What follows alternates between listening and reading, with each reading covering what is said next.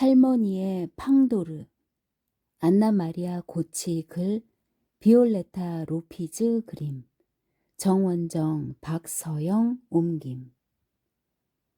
강으로 둘러싸인 마을에 한 할머니가 살았습니다. 할머니는 외딴 집에 혼자 살면서 매일 고단한 날들을 보냈어요. 그리고 저녁이면 창가에 앉아 해가 저무는 풍경을 바라보았지요. 강에서 피어오른 물 안개가 소리 없이 모든 것을 삼켰고 그 모습을 지켜보는 일은 할머니의 유일한 낙이었어요. 하루하루가 그렇게 강물처럼 흘러갔습니다. 어느덧 할머니의 얼굴에는 셀 수 없이 많은 주름이 생겼어요. 입술은 종이장처럼 마르고 가늘어졌지요. 나이를 잊어버린 지는 이미 오래였습니다. 죽음이 나를 잊은 게야. 밀가루와 달걀을 섞으며 할머니는 무심히 중얼거렸습니다. 겨울이 오자 좁아진 길을 따라 집집마다 둥글고 흰 눈지붕이 생겼습니다. 밤이 긴 날들이 이어졌고 마을 곳곳에는 작은 불꽃들이 반짝이기 시작했어요. 크리스마스가 다가오고 있었거든요. 외딴 집에도 설탕과 향신료에 졸인 귤 향기가 가득했습니다. 부엌에는 커다란 솥이 걸렸지요. 특별한 크리스마스 빵이 만들어지고 있었거든요. 이제껏 누구에게도 알려진 적 없고 어디에도 기록된 적 없는 오직 할머니만의 비법이었어요.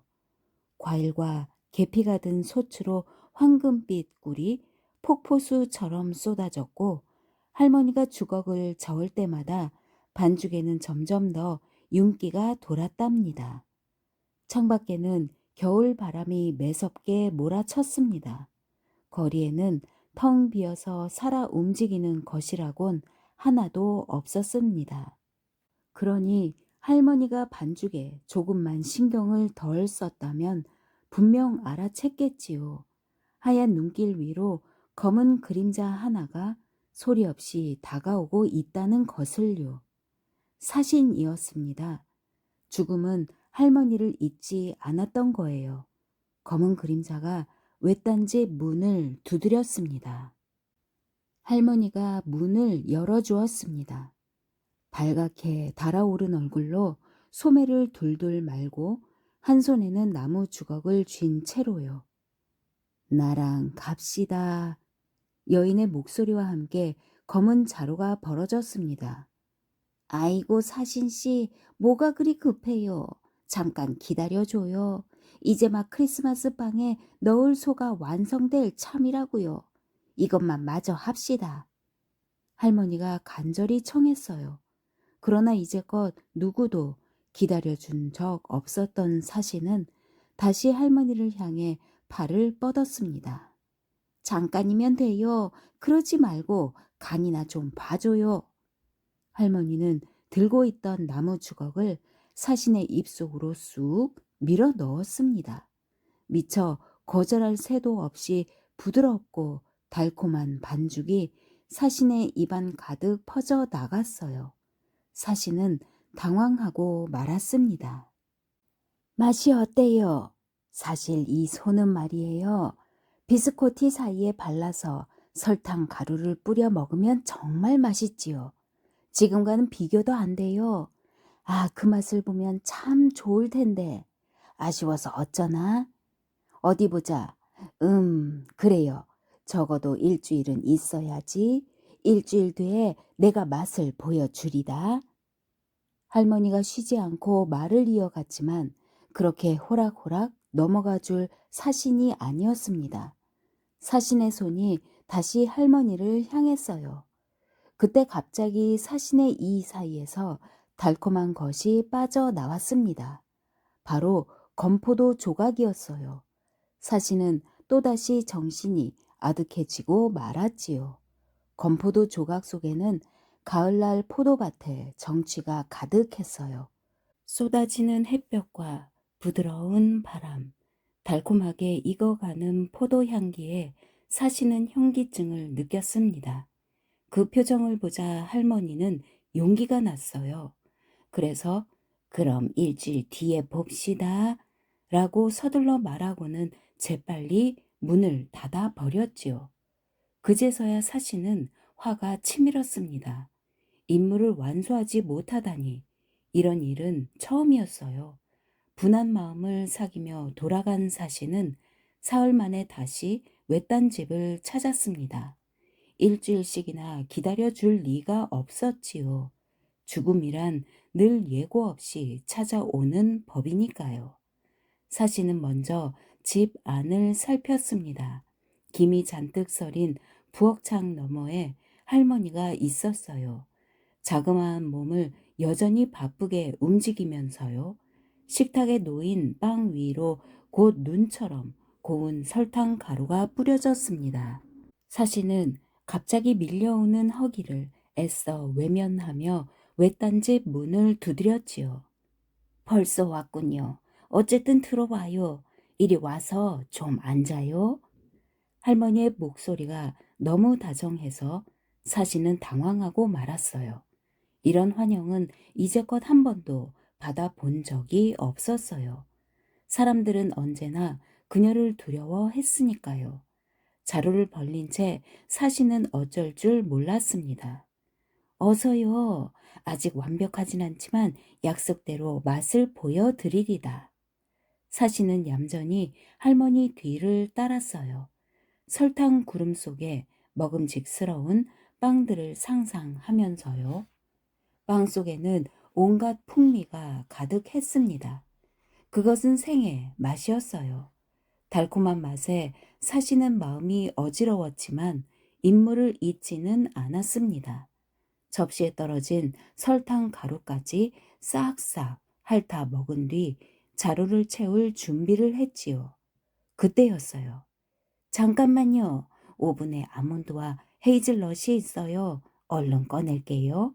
안 그랬다간 다 타버릴 테니. 할머니가 서둘러 오븐을 열자 김이 모락모락 오르고 가꾸운 열매들이 고소한 냄새를 풍겼습니다.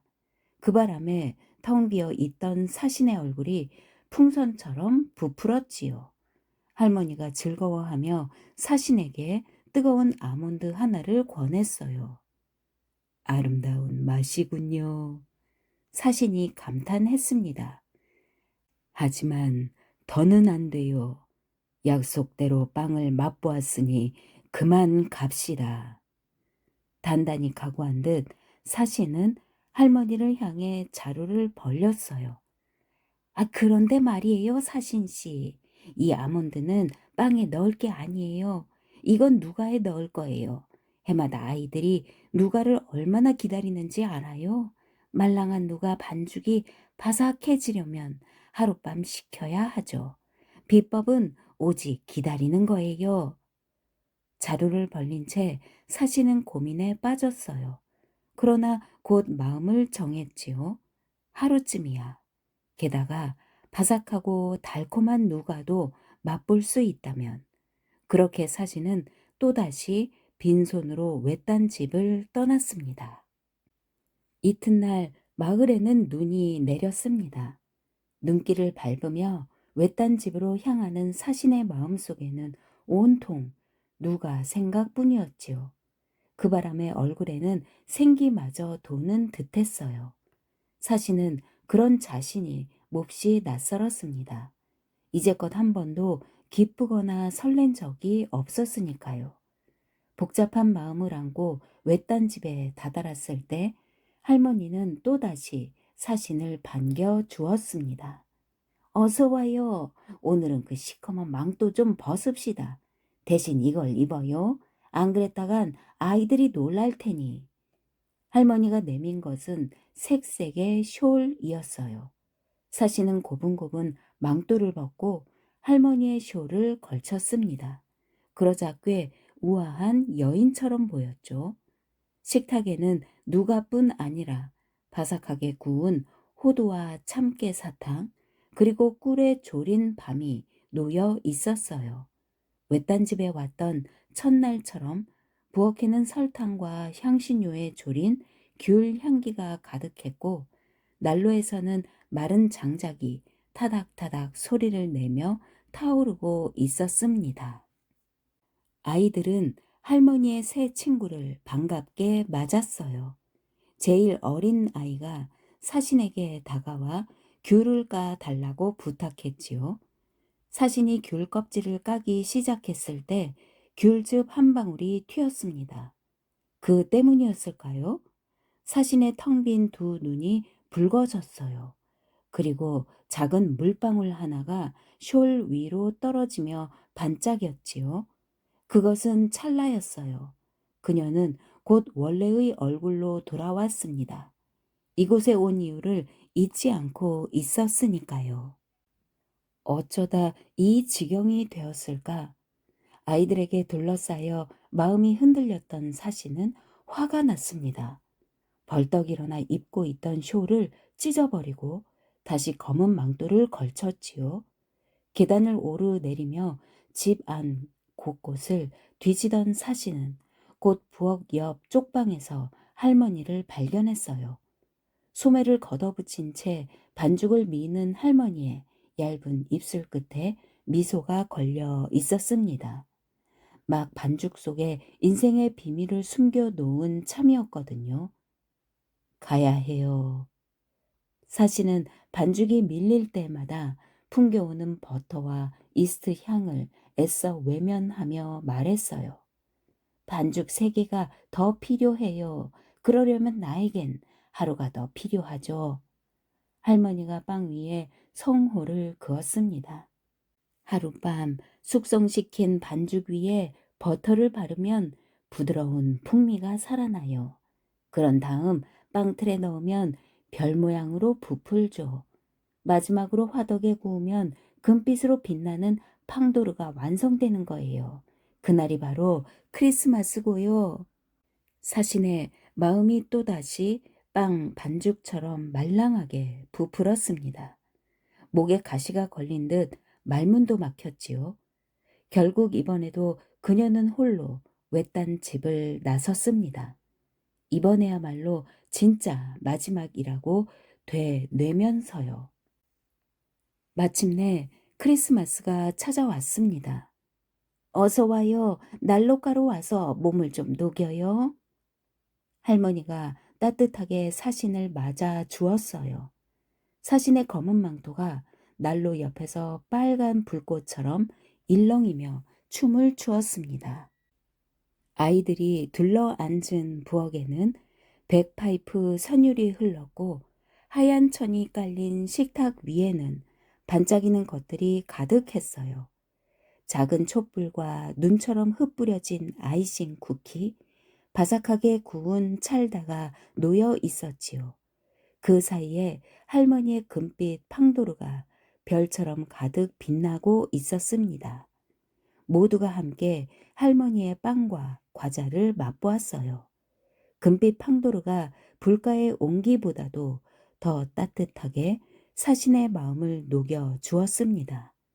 사신은 두 눈을 감은 채 달콤한 맛 속으로 빠져들었어요. 다시 눈을 떴을 때 사신의 눈 앞에 할머니가 있었습니다. 할머니는 핫초코가 든 따뜻한 사발을 사신에게 내밀었죠. 달콤한 김이 사신의 눈 앞을 뿌옇게 흐렸습니다. 이제 무슨 수로 임무를 수행해야 할까요? 사신은 더 이상 자신이 없었어요. 그녀의 슬픈 마음을 먼저 알아챈 것은 할머니였습니다. 할머니는 앞치마를 풀었어요. 이제 갑시다. 할머니가 말했어요. 잘다 속에 레시피를 숨겨두었으니 이제 비밀은 아이들 속에 영원히 살아있을 거예요. 이제 갈 시간이야. 할머니는 사신과 함께 외딴 집을 나섰습니다. 둘은 나란히 차고 흰 눈길 위를 걷기 시작했어요. 날이 저물고 강물 위로 물 한 개가 피어올라 천천히 마을을 삼켰습니다. 집과 나무들은 유령처럼 희미해졌고 두 여인의 뒷모습은 솜사탕처럼 가벼워졌습니다. 둘은 안개 속으로 점점 멀어져 갔어요. 그렇게 할머니는 강 너머로 사라졌습니다. 옮기니 후기. 솜사탕처럼 가벼워진 할머니는 어디로 갔을까요? 이후의 사신은 임무들을 어떻게 수행해 나갔을까요? 이야기는 조금 더 이어집니다. 사신은 그날 이후로도 여전히 자기 일을 이어갔습니다. 크리스마스가 되면 약간의 게으름과 과자 욕심을 부리면서요. 할머니에 대해서는 누구도 보았다거나 들었다는 이가 없었어요. 대신 이런 소문이 들려왔습니다. 1월에 추운 겨울밤 지붕 위를 돌아다니며 굴뚝을 들락거리는 할머니가 있다는 거예요. 그리고 다음날 아침이면 어김없이 양말 속에 아이들이 좋아하는 사탕과 과자가 들어있다나요? 어쩐지 우리가 아는 그 할머니가 맞는 것 같지요? 이 이야기는 이탈리아의 베파나 전설을 모티브로 하고 있습니다. 이탈리아에서는 성 니콜라스 축일인 1월 6일에 아이들이 베파나 할머니의 선물을 받는 전통이 있대요. 원래 베파나는 아기 예수의 탄생 소식을 듣고 공현에 나선 이들 중 하나였습니다. 처음에는 동방박사 세 사람과 함께 길을 나섰지요. 그런데 그만 중간에 베파나 혼자 길을 잃어버렸대요. 아기 예수에게 선물을 주어야 했던 그는 하는 수 없이 모든 아이들에게 선물을 주기 시작했어요. 그중 아기 예수가 있기를 바라면서요. 그렇게 1월 5일 밤에서 6일 사이 이탈리아 아이들에게 베파나의 선물을 받는 전통이 시작된 것이지요. 베파나를 처음 보면 누구라도 마녀라고 생각할 거예요. 큰 코에 주름투성이인 못생긴 얼굴로 빗자루를 타고 날아다니거든요. 하지만 실은 아주 마음이 착한 할머니지요. 게다가 디저트를 만드는 솜씨는 또 어떻고요. 할머니가 만드는 디저트 속에도 이탈리아의 오랜 전설이 깃들어 있습니다. 바로 스폰가타 이야기예요. 스폰가타는 이탈리아의 크리스마스 디저트입니다. 바삭한 반죽 속에 꿀과 말린 과일, 향신료를 듬뿍 넣은 소를 두툼히 채워 동그랗고 납작하게 만드는 전통 디저트지요. 스폰가타는 이탈리아에서도 각 가문의 비법으로만 전수된다고 합니다. 재미있는 건 나무 주걱이에요. 할머니가 나무 주걱으로 소를 만들었던 장면을 기억하시지요? 사신의 입속으로 쑥 밀려 들어갔던 바로 그 나무 주걱 말이에요. 실제 스폰가타를 만드는 나무 주걱 역시 집안의 여인들이 결혼할 때 대물림 되는데 반드시 물려받은 나무 주걱으로 소를 만들어야 스폰가타가 제대로 완성된다나요? 게다가 스폰가타는 만드는 과정에도 공이 많이 들어갑니다. 소는 반드시 사나흘 숙성해야 하는데 그 바람에 사시는 꼼짝없이 할머니를 기다려 주어야 했지요. 기다림의 디저트는 계속 이어집니다. 달걀 흰자에 뜨거운 시럽을 붓고 구운 견과를 넣어 만드는 누가 역시 하룻밤 식혀야만 식감이 살아나지요. 별 모양의 금빛빵 팡도르는 또 어떻고요? 이탈리아에서 연말연시에 가장 많이 먹는 전통빵 팡도르는 반죽을 부풀리고 치대는 과정을 여러 날에 걸쳐 반복해야 하는 수고로운 디저트입니다. 크리스마스에 아이들과 함께 나눠 먹을 팡도르를 완성하기 위해 할머니에게는 여러 날의 시간이 더 필요했지요. 그 바람에 사시는 영락없이 또 할머니를 기다려 줘야 했고요. 하루하루 눈앞에 죽음을 유예하는 할머니와 삶의 다채로운 맛 속으로 한 발 한 발 빠져들어 가는 사신의 이야기는 삶과 죽음이 실은 다르지 않다는 것을 보여줍니다. 할머니는 죽음이 자신을 잊었다고 한탄하지만 사신은 처음부터 할머니 곁에 있었어요. 외딴 집 옆 둥근 동산 속에서 때를 기다렸을 뿐이지요. 그리고 죽음의 입을 통과한 할머니는 오래도록 이어질 하나의 이야기가 되었습니다. 어떤 이야기들은 모든 것이 끝난 뒤에 비로소 시작됩니다. 그것은 할머니의 마지막 찰다 속에 숨겨진 레시피 같은 것이지요. 포춘 쿠키 같은 찰다를 깨물어 그 속에 든 비밀을 발견한 아이들은 어떻게 되었을까요? 할머니의 이야기는 아직 끝나지 않았습니다.